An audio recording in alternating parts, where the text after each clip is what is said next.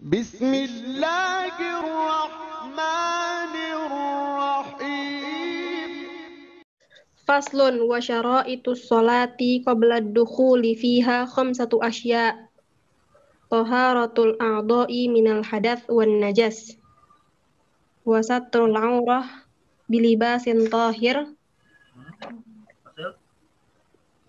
Lanjut Ustaz. Wal wukufu ala makanin tahir wal ilmu bidukhulil waqti wastiqbalul qiblah. Lanjut. Wa yajuzu tarkul qiblah fi halataini fi syiddatil khauf wa fin nafilah fis safar 'ala rahilah. Faslun. Wasul Ustaz? Ya, wasul. Faslun wa arkanus sholati 18 ruknan. An-niyah. Khalas. Qala Syekh Al-Qadhi Abi Syuja Al-Asfahani, faslun wa syara'itus shalah qabla ad-dukhuli fiha khamsatu asya. Kemudian pada halaman berikutnya beliau mengatakan faslun wa arkanus sholati 18 ruknan. Nah, ini saya sengaja stop pada perkataannya wa arkanus shalah 18 ruknan, kemudian syarat salat ada qabla dukhul, ya, syarat salat qabla dukhul khamsata asya. Ya, baik. Jadi mal maksud bi syara'itus shalah qabla dukhul ya thalibat. Padahal sebelumnya sudah kita bahas ada syurut as-shalah, yaitu haddut taklif. Apa yang dimaksud dengan syara'itus shalah qabla dukhul? Ini apa? Thalibat? Masih ingat apa yang saya sampaikan pada pertemuan sebelumnya? syarat apa? Syaratnya Syara itu sihhatis shalah. Syara itu sihhati as-shalah. Nah, jadi gini. Syara itu sihhatis shalah dan arkanus shalah itu dua hal yang sebenarnya hukumnya sama. Dua-duanya wajib. Paham ya? Nah, kalau syarat wajib itu tidak wajib ada dalam sholat agar sholatnya sah. Tapi syarat wajib itu adalah syarat yang mewajibkan. Saya ulangi. Syarat wajib sholat itu tidak wajib ada sebagiannya. Tidak wajib ada semuanya di dalam perkara sahnya sholat. Artinya kalaupun sebagian ada yang tidak terpenuhi, mungkin masih sah sholatnya. Misalnya seperti umur balik. Umur balik itu syarat wajib, tapi tidak menjadi sebab sholat itu sah atau tidak sah ketika tidak ada. Paham ya? Paham. Tapi kalau syarat sah dan rukun sholat, ini dua hal yang harus ada. Yang salah satunya saja tidak ada, maka sholat menjadi tidak sah. Paham ya perbedaannya ya? Nah, bedanya adalah syara'itus sihhatis shalah laisat min mahiyatis shalah. Ya. Wa hiya qabla dukhul fis shalah. Jadi bedanya dengan rukun, kalau syarat sah itu bukan bagian dari ritual sholat yang dilakukan sebelum sholat, atau sudah dikondisikan sebelum sholat. Walaupun saat sholat pun tetap harus dijaga, ya, karena begini, di antara pembatal sholat yang nanti akan kita bahas, di antara pembatal sholat adalah ada di antara syaratnya tidak terpenuhi. Paham ya, Akhwat? Jadi nanti kalau kita bicara pembatal sholat, di antaranya ada syarat dari sholat yang tidak terpenuhi ketika sholat dilakukan. Dan yang kedua, meninggalkan rukun sholat, itu membatalkan sholat. Ya. Nah, jadi syarat sah sholat dilakukan sebelum sholat, tapi tetap harus ada pada saat sholat. Jika satu di antaranya tidak hilang, maka otomatis sholatnya menjadi tidak sah. Sedangkan kalau rukun min mahiyatis sholat, rukun menjadi bagian dari ibadah sholat. Ditinggalkan satu rukun, sholat menjadi tidak sah. Ya, jadi syarat sudah dilakukan, tapi di tengah sholat kemudian ditinggalkan, maka batal. Rukun dari sejak awal misalnya tidak dilakukan, ya, misalnya tidak ruku sama sekali, ya, sholatnya pun tidak sah. Jadi intinya syarat sah dan rukun adalah dua unsur yang menjadi sebab sahnya sholat. Nah, baik. Ini yang pertama. Dan yang kedua ya akhwat, Salat itu dari sisi kaifiyahnya bisa kita bedakan menjadi dua. Ini sama seperti dalam bab wudu, tayamum, mandi janabah. Ya ada dua. Ada al-kaifiyatul kamilah, ada al-kaifiyatul mujzi'ah. Ya. Al-kaifiyatul kamilah adalah al-kaifiyah allati tatakawwanu ala syurut as-sihhati wal arkani was sunan.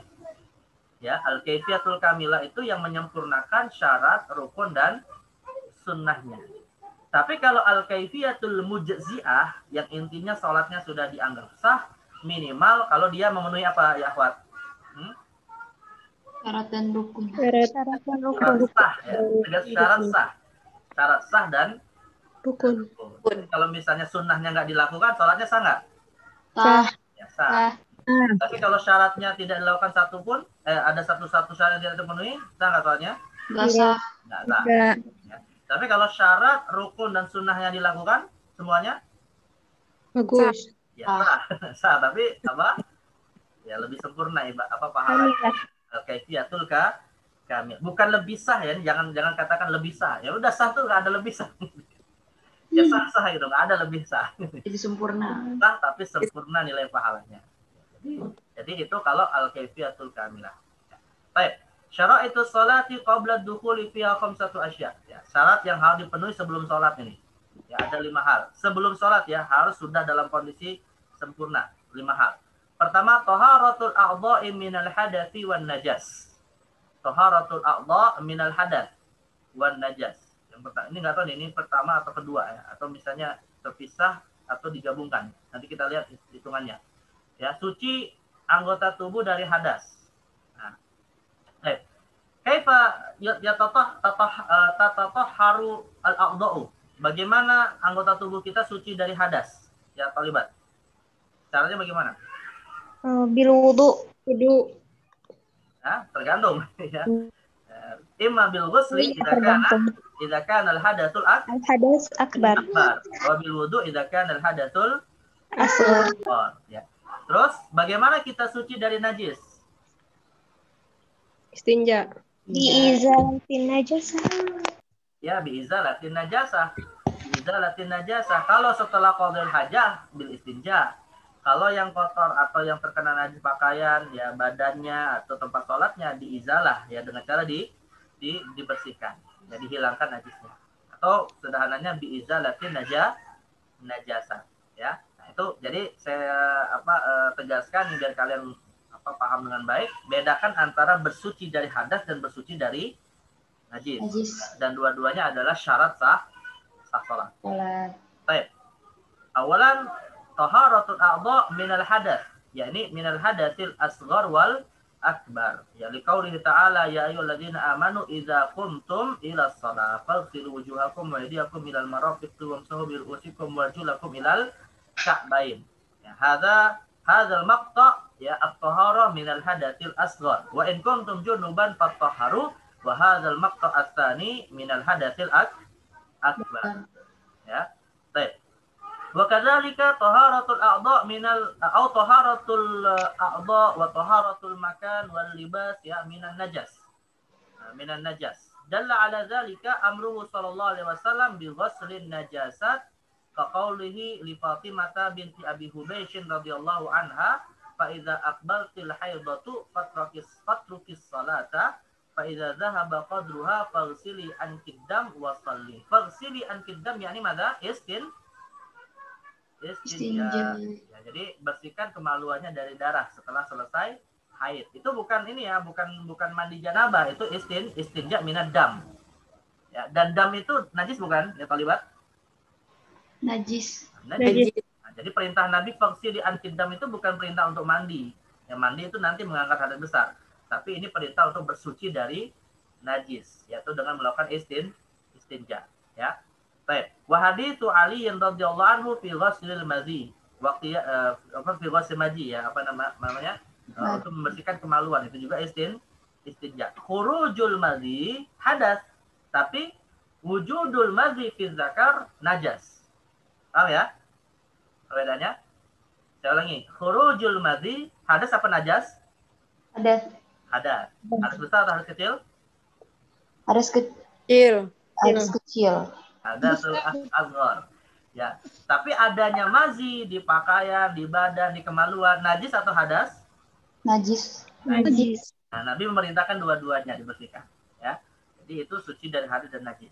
Wa qiyasan ala taharati tsaubil ma'muri bihi biqaulihi ta'ala wa thiyabaka fatahhir. Nah, Allah memerintahkan kita mensucikan tahir, mensucikan pakaian. Nah, pakaian itu ya akhwat bernajis atau berhadas?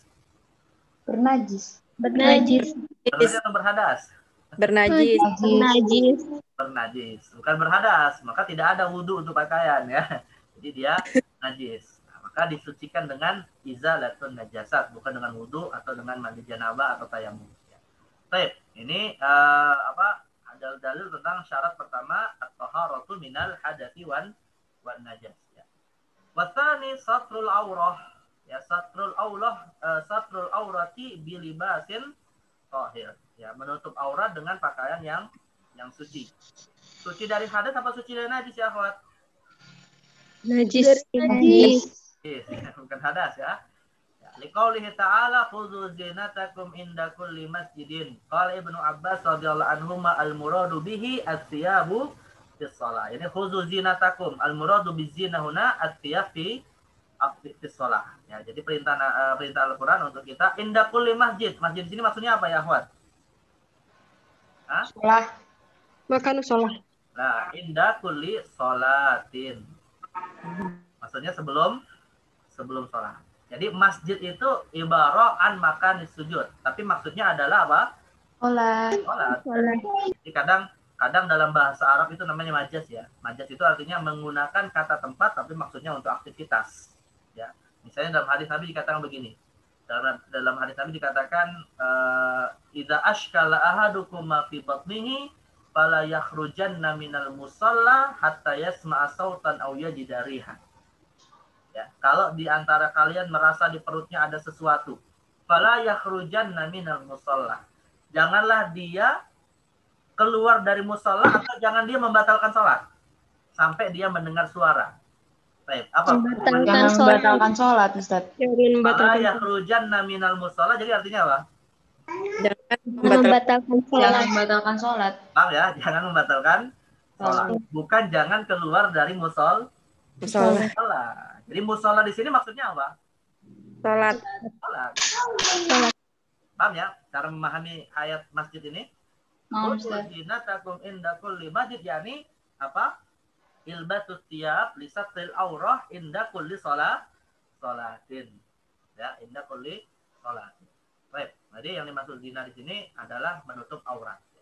Warwat Tirmidzi an Aisyah wa hasanahu an Aisyah radhiyallahu anha qalat qala ya Rasulullah sallallahu alaihi wasallam qala Rasulullah sallallahu la tuqbalu salatul haidhi illa bi khimarin. Nah, ini juga hati-hati nih.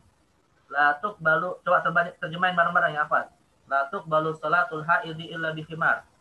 Apa? Tidaklah diterima sholat orang yang berhaid kecuali dengan Khimar atau kerudung. Baik, saya tanya, orang haid boleh sholat nggak? Nggak boleh. Nggak boleh. Nah ini sholatul haid. Khimarnya ini Ustaz, mungkin ada arti lain. Orang yang udah balik. Lalu sholatul haid, tidak diterima sholat orang yang haid kecuali dengan khimar. Berarti orang yang haid boleh sholat nggak? Nggak boleh. Boleh. Kalau di sini boleh. Maksudnya maksudnya haid balik, Ustaz. Nah, ingat, Ya, kalau misalnya nggak ada penjelasan ini, kalian bisa nggak dipahami begitu? Orang awam bisa nggak? Nggak bisa, Ustaz. Nggak bisa. Bingung, Ustaz. Artinya apa? Ilmu balaghah, ilmu nahwu, ilmu sharaf, ilmu usul fikih itu penting itu dalam memahami hadis. Karena yang dimaksud haid Ilmu alah, Ustaz. kan hakiki, ini majas. Ya. Oh, majas ya. Haid ini hakiki, bukan wanita yang dalam kondisi haid, tapi majas. Maksudnya adalah orang yang biasanya haid itu balik tidak?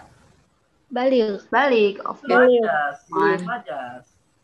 Oh iya, iya. Nah, ini dikatakan syalbuho al-haidu al-balik. Yang dimaksud dengan wanita haid di sini bukan wanita yang sedang haid, tapi yang umurnya mencapai sudah balagusin. Ya, balik.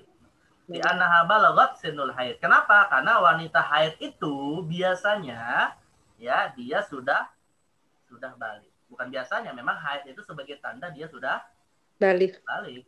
Nah, ini namanya disebut majas namanya ya. Makanya penting ilmu balaghah. Ada majas, ada haqiqah, ada isti'arah, ada tasbih dan seterusnya. Seperti masjid tadi, ya masjid tadi maknanya sholat ya. Jadi bukan masjid dalam arti tempat sholat. Baik. La tuqbalu sholatul haidhi illa biqimar. Tapi yang menjadi syahidnya ya akhwat, yang menjadi dasar kita bukan di haidnya ya. Ini sebagai tambahan saja untuk kalian jangan salah memahami hadis ya. Karena nanti ada orang yang mengatakan, oh orang haid itu boleh sholat, nih buktinya yang penting dia pakai khimar, maka dia boleh sholat. Nah, ini keliru. Jadi wanita haid jelas tidak boleh sholat. Tapi yang dimaksud balik. Wal khimar ma tughatti bihil mar'ah ra'saha. Baik, illa bi khimar ya. Khimar itu artinya apa? Apa tadi? Hah? Jilbab, tutup kepala ya. Iya. Nah, jadi kalau wanita ada sholat, yang ditutup cuma kepalanya aja, boleh nggak? Nggak boleh. Nggak bisa. Nggak bisa, Sat. La illa bi khimar. Aurah. Satrul aurah. Maksudnya ini himar, maksudnya aurah, Sat. Nah, makanya hati-hati jangan Majas sih, memahami- Sat. Majas. Jangan pahami hadis secara tekstual ya. Jadi memang khimar itu secara bahasa, secara haqiqah artinya ma tughatti bihil mar'ah ra'saha. Betul gitu. Tapi yang dimaksud bukan hanya khimar saja, yaitu maksudnya satrul aurah ya. Karena biasanya begini ya, akhwat. Biasanya orang kalau misalnya menutup kepala, pasti badannya ditutup juga nggak? Nah, Ustaz. Nah, Ada Ustaz. nggak orang di jalanan pakai jilbab tapi badannya nggak pakai? Nggak. Nggak ada gitu. Belum pernah nemu sih fenomena yang kayak gitu. Kalau ada orang yang misalnya melakukan pakaian begitu, berarti tak salah dia pahami hadis ini. Oh, wajib nutup kepala dengan jilbab, tapi badan tidak. Ini masalah ini. Ya. Nah, jadi artinya orang Rasul itu seakan mengatakan begini. Rasul seakan ingin mengatakan begini ya. Biasanya orang kalau sholat pasti badan sudah tertutupi oleh pakaian. Biasanya ya. Itu sudah tertutupi. Tapi khusus untuk bagi wanita, maka tidak hanya menutup badannya sebagaimana laki-laki, tapi juga ditambahkan dengan menutup kepala. Nah, itu yang dimaksud gitu ya. Jadi bukan berarti ada wanita sholat cuma pakai jilbab tapi nggak pakai pakaian, bukan gitu maksudnya. Nah, makanya Syekh Al-Bugha menyebutkan dasar mafhum ya, namanya disebut mafhum muwafaqah aulawi atau qiyas aulawi. Beliau mengatakan wa idza wajaba satur ra'si fasatru ghairihi aula. Kalau misalnya menutup kepala saja wajib dalam sholat bagi wanita, apalagi menutup yang lain gitu ya. Ya sama seperti begini. Allah mengatakan wala taqul lahum ma'uf. Janganlah berkata uf kepada kedua orang tua. Memukulnya boleh nggak? Dengan alasan nggak dilarang. Apa, Ustaz? Memukul orang tua boleh nggak? Karena Nggak boleh, apalagi. Nggak boleh lah. Apalagi itu. Apalagi. Namanya disebut apa? Apa ya, Fat? Tadi saya sebutkan istilahnya. Kias aulawi. Nah, ada dua. Nanti kalian bisa usul fikih. Bisa disebut qiyas aulawi, bisa disebut mafhum muwafaqah aulawi. Ya, bisa disebut mafhum muwafaqah aulawi atau bisa juga disebut dengan istilah fahwal khitab. Nah, ini istilah-istilah untuk menyebut cara memahami teks seperti ini. Bisa disebut fahwal khitab, mafhum muwafaqah aulawi atau disebut qiyas aulawi. Itu semuanya maknanya sama. Baik, wadalla ala hadza ma rawahu al-Bukhari an Aisyah radhiyallahu anha qalat laqad kana Rasulullah sallallahu alaihi wasallam yusalli al-fajr fa yashhadu ma'ahu nisa'un minal mu'minat mutalaffi'atin fi murutihinna thumma yarji'na ila buyutihinna ma yu'rafhunna ahadun ma ya'rifuhunna ahadun. Ya, mutalab. Jadi Rasulullah itu pernah atau para wanita pernah sholat subuh ya, sholat subuh bersama dengan para wanita mukminat. Mereka cara berpakaiannya bagaimana? Mutalaffiatin fi murutihinna, mutalaffifatin bi aksiyatihinna. Walifa ya taubun. Ya walifa mutalaffiat walifa taubun yujallilu bihil jasad kulluhu. Ya au kullahu. Yujallilu bihil jasada kullahu. Jadi yang namanya mutalaffiat mutalaffifat. Wal-lifa taubun ya, al-lifa itu pakaian yang membungkus seluruh tubuhnya. Nah, jadi intinya ini tambahan hadis untuk menafsirkan makna hadis la tuqbalu sholatul haidhi illa biqimar. Jadi para wanita itu sholat dengan menutupi seluruh badannya. Bahkan kemudian Aisyah bercerita, "Tsumma yarji'na ila buyutihinna ma ya'rifuhunna ahadun." Mereka itu kemudian pulang ke rumah masing-masing tanpa diketahui siapa yang atau mereka itu siapa gitu ya. Karena saking tertutupi semua badannya dengan pakaian saat sholat fajar bersama dengan Nabi. Baik. Nah, ini intinya dalil bahwa sholat itu harus menutup aurat. Nah, sekarang kalau kita jabarkan ya, akhwat, ya. Atau sebelum kita masuk itu tadi kan disebutkan bilibasin tahir ya, satrul aurah bilibasin tahir. Wa dalilu ishtirati kauniha tahirah, yaitu kauni thiyab tahir, ya kaunu thiyab tahir, qauluhu ta'ala wa thiyabaka fatahhir. Wa rawa Abu Dawud an Abi Hurairah radhiyallahu anhu anna Khawlata binta Yasarin atatin Nabi sallallahu alaihi wasallam faqalat ya Rasulullah innahu laysa li illa taubun wahid wa ana ahidu fihi. Pakai pasna. Nah, ini kondisi dauran ya, akhwat. Ada seorang wanita yang bernama Khawla binti Yasar. Beliau cuma punya satu pakaian, yang pakaian itu terkena darah haid. Ya. Jadi cuma punya satu pakaian dan satu-satunya pakaian terkena darah haid. Pakai pasna. Nah, bagaimana dia salat? Qala idza tahurti faghsilihi tsumma shalli fihi. Ya. Idza tahurti faghsilihi tsumma shalli fihi. Kalau engkau sudah dalam kondisi suci, cuci dulu pakaiannya, ya, baru kemudian sholat menggunakan pakaian yang kena darah haid tadi. Faqalat fa in lam yakhruj ad-dam, bagaimana kalau tidak keluar darah ya Rasul? Qala yakfiki ghaslud dam wala yadurruki atharuhu. Yakfiki ghaslud dam wala yadurruki atharuhu. Ya, cukuplah bagimu mencuci ya Allah sudah mencuci pakaiannya wala yadurruki atharuhu. Artinya ini ada semacam istilahnya afun ya, yang kita sebut biasa dalam fikih thaharah dengan istilah najasah ma'fu anha ya. Jadi kalau ada sisa-sisa darah haid misalnya warnanya yang sulit itu dihilangkan, nah maka itu tidak mengapa selama sudah diusahakan untuk dicuci. Ya, kalian paling tahu lah. Darah haid itu kalau menempel di payung mudah nggak dicuci apa? Susah, Ustaz. Jangan jangan dibiarkan lama gitu, Ustaz. Harus langsung. Tergantung jenis pakaiannya. Tergantung keadaannya. Kalau ini langsung dicuci baiknya, Ya, Ustaz. itu. Ya, Biar pertama jelas jenis pakaian berpengaruh ya. Oh iya. Berpengaruh, Iya. ya, pakaian yang lebih halus tentu lebih mudah dibersihkan daripada yang agak kasar ya. Tapi kalau dari tiga nih, saya tanya langsung konfirmasi ke kalian. Kalau dari tiga sifat najis, bau, rasa, dan warna, mana yang paling sulit dihilangkan kalau darah haid? Warna ya kali ya. Oh iya. Bau, Warna. rasa, dan warna. Warna. Kalau bau sudah pasti hilang kalau dicuci ya. Iya. Iya. Kalau rasa sudah pernah ada yang ngerasain? Nah, itu dia belum ngerasa. Enggak. Gak nggak dirasain, itu pasti ini ilmu loh. tapi ya kalau bau dan rasa biasanya sama lah ya. Kalau baunya sudah nggak ada, pasti rasanya juga kemungkinan nggak ada. Tapi kalau kalau warna?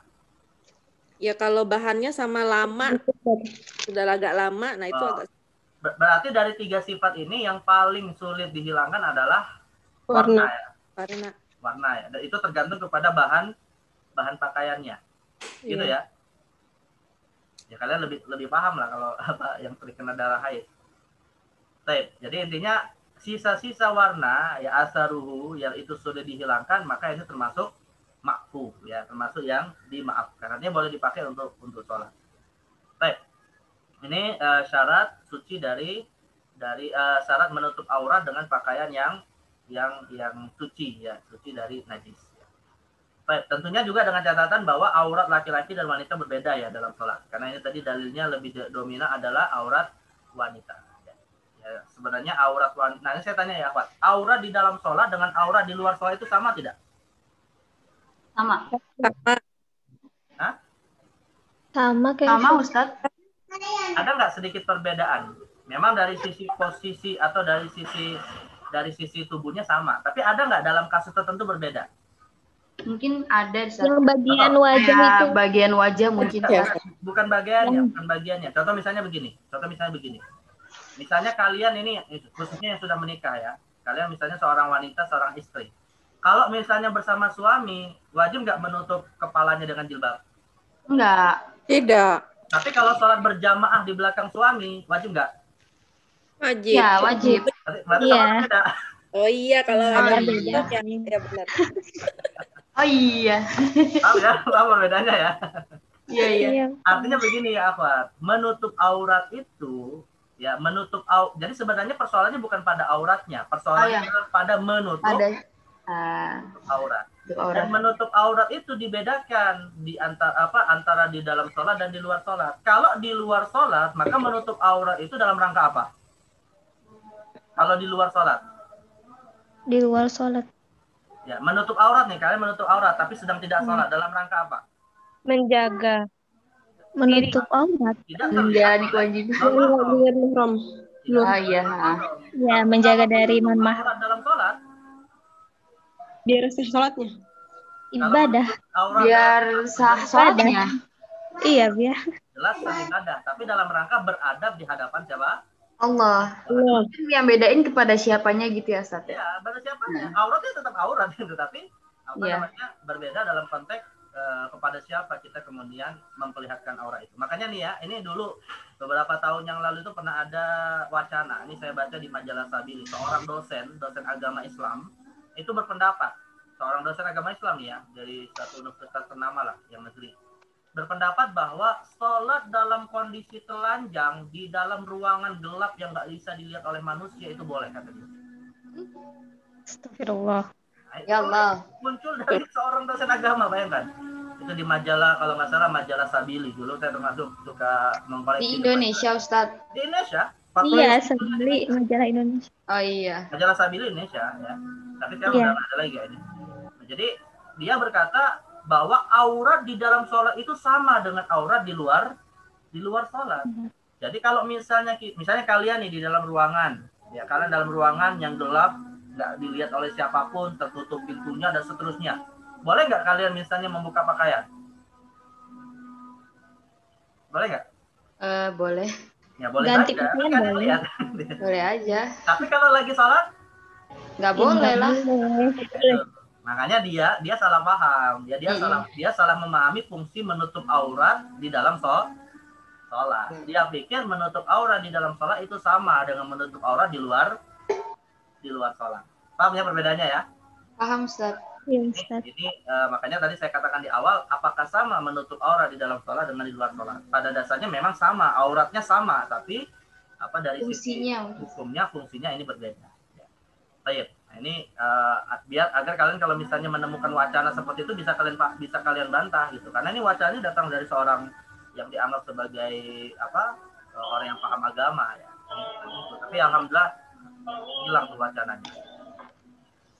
Ini dasar dari satu aurah bilibatin tahir. Wal wukuf ala makanin tahir, dan juga wukuf berdiri ya di tempat yang suci. Artinya tempatnya dikondisikan juga suci. Dalla ala dzalika amruhu sallallahu alaihi wasallam bi sabbil ma'i ala baul arabi fil masjid wa qiyasan ala taharatit taubi.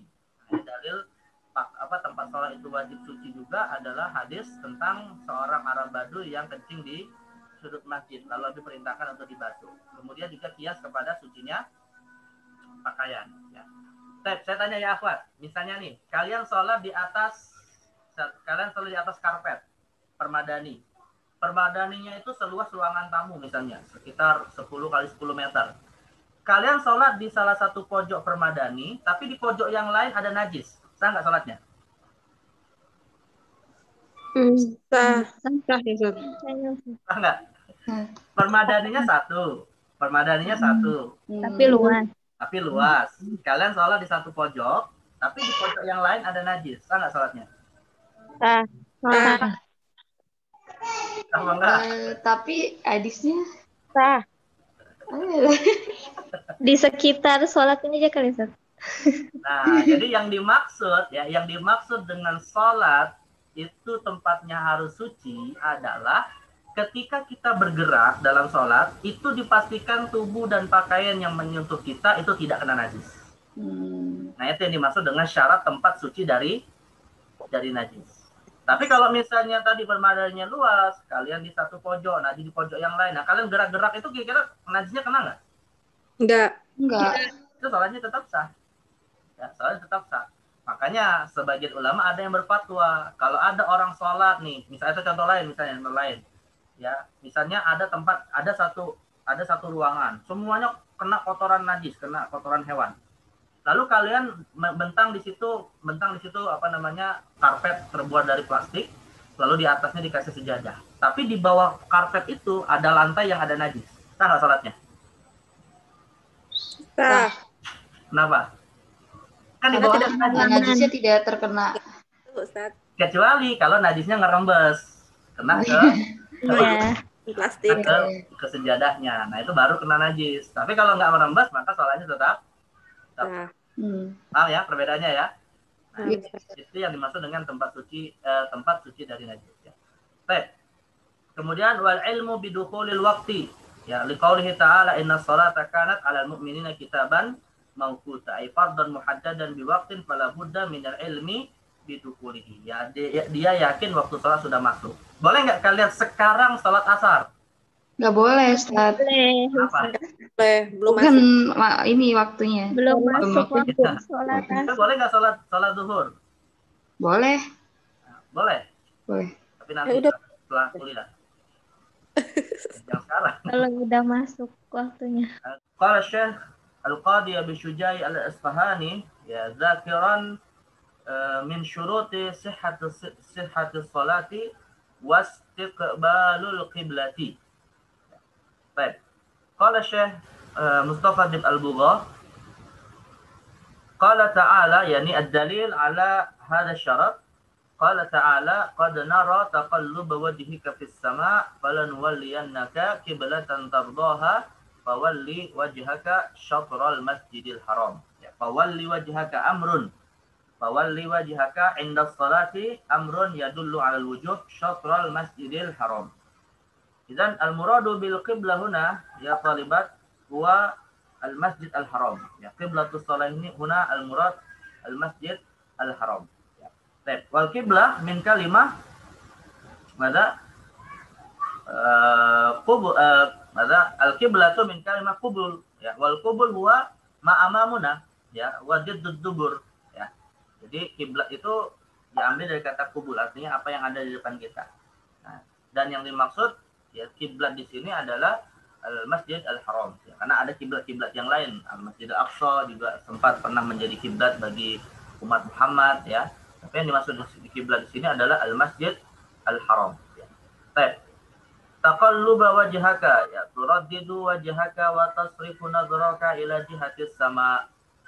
Taqallibu wajhaka, Nabi mengulang-ulang palanya ini menghadap ke langit ya. Dan as-sama itu kiblatul doa, kiblatul thalab. Jadi langit itu kiblat kita berdoa, bukan tempat Allah ya. Allah itu munazzahun 'anil makan, Allah itu tidak bertempat. Tapi as-sama itu maksudnya adalah kiblatul doa. Rasul itu ya senantiasa menghadapkan wajahnya ke langit memohon kepada Allah ya untuk dialihkan kiblat ke Masjidil Haram ya. Setelah sebelumnya sekitar beberapa bulan di Madinah, dalam riwayat Bukhari ada sekitar 16 bulan beliau salat menghadap Al-Masjid Al-Aqsa. Falanuwalliyannaka falanahwilannaka walanasrifannaka aw walanusarrifannaka. Maka kami, kata Allah SWT, menjawab doa Nabi, akan mengalihkan kiblatmu. Kiblatan, ini jihatan tuqabiluha fil salatika. Al-qiblah. Jadi kalau ditanya ya akhwat, ma ma'nal qiblah lughatan atau ma ma'nal qiblah syar'an? Apa jawabannya ya akhwat? Al-qiblatu syar'an. Nih. Kalau ditanya ya, apa definisi kiblat ini? Jihatun ya tuqabiluha au nuqabiluha au yuqabiluhal muslim. Jihatun yuqabiluhal muslim fi salatihi wa huwa al-masjidil haram. Nah, ini definisi dari kiblat ya. Jihatun yuqabiluhal muslimu fi salatihi ya wa huwa wa hiya al-masjid al-haram. Ya. Tardaha tuhibbuha wa tamilu ilaiha. Fawalli wajhaka tawajjah syatral masjidil haram nahwahu ya nahwahu fawalli wajhaka syatral masjidil haram ainah fawalli wajhaka tawajjah ya tawajjah syatral masjidil haram nahwahu wa tilqa'a al haram alladzi la yahillu ta'arrud lahu wa intihaku. Al haram itu istilah untuk menyebut ya masjid yang memiliki kemuliaan yang tidak boleh dinistakan, tidak boleh melakukan hal-hal yang yang buruk di dalamnya. Baik. Wa dalilul akhar ya alladhi yadullu ala wujub aw ala ishtirati hadha syarat fi shalah wa rawal Bukhari wa Muslim fi haditsil musi' salatuhu annahu sallallahu alaihi wasallam qala lahu yani qala liman yusalli salatan sayyi'ah ya haitsu an-nabiy sallallahu alaihi wasallam nabbaha salatahu ya faqala lahu idza qumta ila salati fa asbighil wudu' thumma istaqbilil qiblah. Nah, ini dalil dari hadis ya tentang wajibnya istiqbalul qiblah. Wal murad bil masjidil haram fil ayah ya wa bil qiblah fil hadis al-Ka'bah. Nah, yang dimaksud dengan al-masjidil haram dalam ayat dan al-qiblah dalam hadis adalah al-Ka'bah. Rawal Bukhari wa Muslim anil Barra ibn Azib radhiyallahu anhu maqal kana Rasulullah sallallahu alaihi wasallam shalla nahwa Baitil Maqdis 16 aw 17 syahran. Nah, ini yang tadi sempat saya sebut ya. Jadi Nabi itu sempat sholat menghadap kiblat di Baitul Maqdis selama 16 bulan atau 17 bulan. Ini ketika pasca hijrah ke Madinah. Wa kana Rasulullah SAW yuhibbu an yuwajjaha nahwal Ka'bah. Fa anzalallah. Nah, ini riwayat ini ya akhwat, riwayat ini menjadi sebab nuzul. Ya, riwayat ini jadi sebab nuzul atas surat Al-Baqarah 144 ya. Fa anzalallah qad nara taqalluba wajhika fis sama' falanuwalliyannaka qiblatan tardaha. Ya fatawajjaha nahwal Ka'bah. Nah, satu ayat ini akhirnya Nabi menghadap Ka'bah. Bahkan kemudian diinformasikan kepada para sahabat dan ada sebagian sahabat yang sempat melakukan sholat.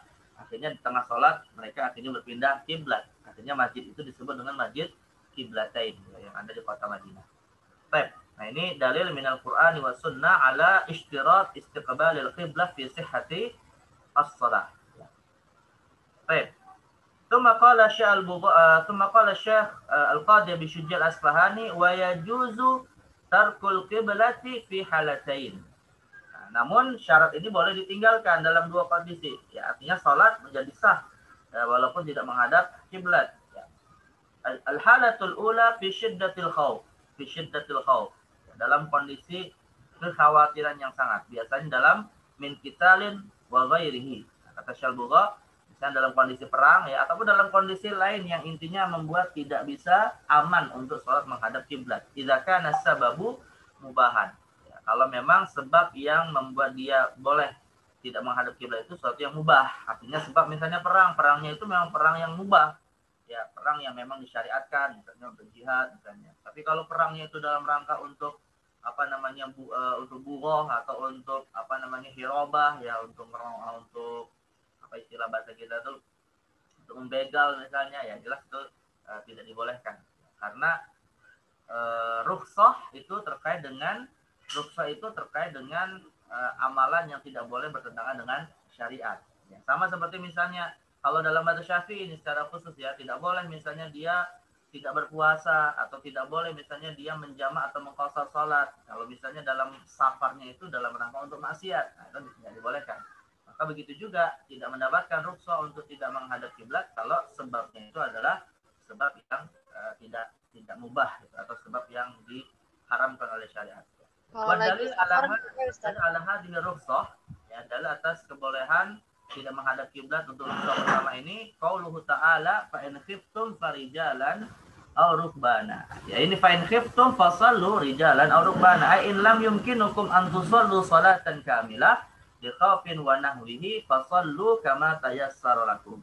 Jadi kalau kita tidak bisa sholat dengan sempurna ya karena kekhawatiran dalam kondisi perang ataupun dalam kondisi apapun ya misalnya waktu sholat mau habis kemudian di tengah kondisi mencekam karena terjadi bencana alam ya tekan ada gempa bumi kebakaran dan seterusnya. Tapi waktu sholat sudah mau habis nih ya udah sholat semampunya walaupun tidak menghadap kiblat. Jadi bukan hanya perang saja intinya kondisi yang tidak mampu untuk menghadap kiblat dengan sempurna karena kekhawatiran atas jiwa. Ya. Fasallu kama tayassara lakum musyatan ala arjulikum apakah sholatnya dalam kondisi berjalan ya atau raqibina ala dawabikum atau sedang di atas kendaraan. Qala Ibnu Umar radhiyallahu anhuma mustaqbilil qiblata au ghaira mustaqbiliha. Ditafsirkan oleh Ibnu Umar maksudnya menghadap kiblat ataupun tidak. Intinya tetap salat semampunya walaupun menghadap atau tidak menghadap kiblat. Qala Nafi' la ara Abdullah ibn Umar dzakara dzalika illa an Rasulillah sallallahu alaihi wasallam. Nah, Nafi' menceritakan bahwa Ibnu Umar tidaklah berkata seperti itu, yaitu mustaqbil qiblah au ghair mustaqbiliha, kecuali beliau pasti mendengarnya dari Rasulullah. Artinya perkataan Ibnu Umar ini jatuhnya adalah hukmul marfu'. Jatuhnya hukmul marfu' setara dengan hadis Nabi sallallahu alaihi wasallam. Baik, ini dalil atau al-halatul ula ya fi jawaz adam istiqbalil qiblah li sihhati as-shalah. Wal halatul tsaniyah wa fi nafilati fi safari 'ala rahilah. Ya, kemudian keringanan yang kedua khusus dalam sholat nafilah, khusus dalam sholat sunnah. Apapun sholat sunnahnya, ya, yang mana dilakukan saat dalam kondisi perjalanan di atas kendaraan. Ya, nah ini maka juga boleh tidak menghadap kiblat. Ya. Kalau dalam kendaraan, misalnya kita naik bus, ya, yang tidak bisa kita atur tentunya perjalanannya, kemudian arah kiblat. Nah, silakan sholat sunnah, ya, apapun yang mau kita lakukan, walaupun tidak menghadap kiblat. Rawal Bukhari an Jabir radhiyallahu anhu qala kana Rasulullah sallallahu alaihi wasallam yusalli ala rahilatihi haitsu tawajjahat wa fi riwayatin nahwal masyriq. Nah, jadi Nabi pernah salat di atas kendaraannya, ya, kemana saja arah tunggangannya ini kemudian menghadap, ya, diriwayatkan disebutkan bahwa pernah bertentangan dengan arah kiblat nahwal masyriq, ya, maka beliau salat. Fa idza arada al fardhah nazala fastaqbala al kiblat. Tapi kalau beliau kemudian sholat fardu yang dilakukan, beliau turun dari kendaraannya, tunggangannya, baru kemudian menghadap kiblat. Artinya apa ya akhwat? Bolehnya tidak menghadap kiblat meskipun mampu, ya, ketika di atas kendaraan, di atas tunggangan, itu hanya untuk sholat sunnah. Adapun kalau untuk sholat fardu tetap tidak boleh. Ya, kalau untuk sholat fardu tetap harus, kalau memang tidak khauf, ya, bukan dalam kondisi khauf, tetap harus sholat menghadap kiblat. Ya. Wa fi riwayatin an Ibnu Umar radhiyallahu anhu kana yusalli fis safar. Umar meriwayatkan bahwa sholat itu dilakukan saat beliau fis safar, dalam kondisi perjalanan. Ya. Baik. Nah, jadi ini sholat tidak menghadap kiblat hanya boleh untuk sholat sunnah kalau di atas kendaraan. Nah, sekarang pertanyaannya begini, ya akhwat, mungkin kalian bertanya-tanya, bagaimana kalau misalnya kita di atas kendaraan yang dikhawatirkan waktu sholat habis, tapi tidak bisa menghadap kiblat? Kayak tadi di bus misalnya, perjalanannya nggak bisa diatur oleh kita sendiri, ya, karena mengikuti aturan dari PU-nya misalnya. Nah, kita nggak bisa sholat wajib kecuali ya di atas kendaraan itu yang otomatis tidak menghadap kiblat. Boleh nggak ya akhwat sholat fardu seperti itu? Ya akhwat. Terlibat? Antum nama?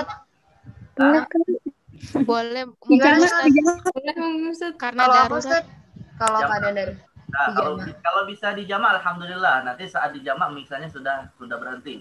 Tapi kalau misalnya nggak bisa juga, misalnya antara dua waktu, misalnya nih ya, kalian berangkatnya itu setelah asar, berangkatnya setelah asar. Nah, kalau maghrib bisa lah ya. Nggak, berangkatnya setelah duhur lah. Berangkatnya setelah duhur. Rupanya sampai di tempat pemberhentian itu di waktu isya. Aduh. Itu kan asar dengan maghrib nggak bisa dijamak. Nanti gimana coba? Nggak bisa.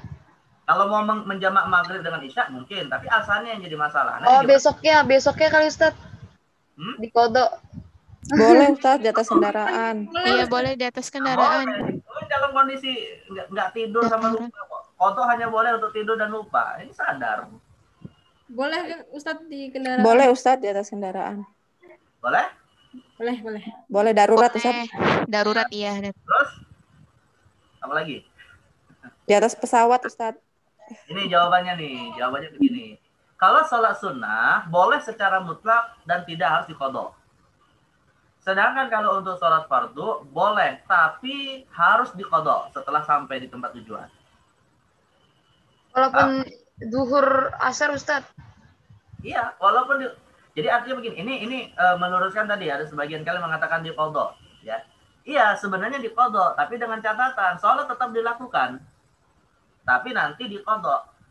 Artinya saat berada di kendaraan, sholat tetap dilakukan semampunya meskipun tidak menghadap kiblat. Ya, baru nanti setelah sampai tempat tujuan diqadha kalau itu sholat fardu. Kenapa? Karena sholat yang seperti ini namanya disebut dengan as-salatu li hurmatil waqti. Sholat dalam rangka untuk ya kita menjalankan perintah Al-Qur'an terkait dengan kemuliaan waktu sholat. Inna sholata kana 'alal mu'minina kitaban mauquta. Jadi sholat itu dalam rangka menggugurkan kewajiban terlebih dahulu. Tapi kan ada syaratnya yang tidak terpenuhi kan, tidak menghadap kiblat, bisa jadi rukuk sujudnya tidak sempurna. Maka syarat yang tidak sempurna ini disempurnakan dengan cara di apa? Dengan cara apa? Di kodok, Ustaz. Dikodok. Paham ya? Jadi keliru kalau misalnya dikatakan ya udahlah los aja waktu sholatnya nanti saya kodok. Nah itu nggak boleh seperti itu. Tetap harus sholat semampunya. Ya, Berarti ya. pas sudah sampai gitu pas maghrib isya baru sholat asar dulu. Betul, ketika berhenti nanti saat di waktu maghrib atau isya baru dikodok. Ya kalau kodoknya sih tidak mesti ya setelah langsung gitu. Kalau misalnya mau sholat maghrib isya dulu di jamak ya silakan saja, baru dikodok sholat asarnya. Tapi memang afdolnya kalau bisa asar dulu yang dikodok, baru kemudian sholat jamak maghrib isya. Ya. Paham ya, Afat? Ini namanya disebut dengan as-sholatu lihormati waktiha. Sholat dalam rangka menghormati waktunya. Nah, tapi karena tadi rukun dan syaratnya ada yang tidak sempurna, maka diqadha untuk menyempurnakan.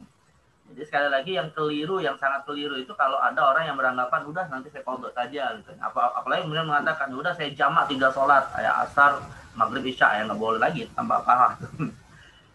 Ya, tentunya kita terlibat. Nah, ini kalau ini sholat fardu ya, kalau sholat fardu. Tapi kalau sholat sunnah ya nggak ada masalah. Sholat sunnah lakukan saja semampunya. Misalnya nih kalian sedang dalam mudik perjalanan di bulan Ramadan ya, perjalanan malam di bus misalnya, mudik gitu. Mau sholat taraweh berapapun jumlah rakaatnya di atas kendaraan, boleh nggak? Boleh. Dan tidak ada ketentuan harus diqadha nanti kalau sudah sampai. Kalau sholat sunnah nggak ada masalah. Ya, jadi ini hanya untuk sholat fardu saja. Jadi lakukan semampunya baru diqadha. Sekali lagi ingat ya namanya adalah as-shalatu lihurmati waqtiha. Ya. Baik. Ini syartu istiqbal qiblah war rukhsah fi dzalik.